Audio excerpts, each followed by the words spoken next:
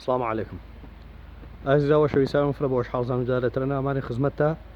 پێی خزمەتکردن زوانەکەیمەوە و پارێزنای واچەکانمان. وەشەویستان یۆچە واچاما کە هەنەما نامێ ئیچێوێنێ دلی هۆرامینە نامێ وەڕەسەنی عالەما هەنێ کە تاوە واچ و چەما کەسی نەبڕێن و جە کەسی ماوەڕ نەگرتێنێ ئێمە دمای وارانی و تازاندی کە وەرەتاو گون و یاگێ واران و یاکێ وەرەتاوە ئی خەتە ڕەنگا و ڕەنگی بەرگنۆ ئینە ئێمە بە هۆرامی پەنە هەماسمی پلورە وارانێ پلورە وارانێ جاهمیڵەوارەنە پارێزن مێشو واچێکی ماجەفۆتیای نەوازمێ پەلکەزی ڕێینێ یان بازایگە ئۆژنێنم ماشا عیشۆفاتمە مایاونێ عیشۆفاتمانی چ تایسە نەژنێنم منان و ئەژنێنم بەس نەلا ناسەرش بزان ومانێکێش چێشەنێ ئەمما پێسە هۆرامی ئێمە پینەیە ماسمێ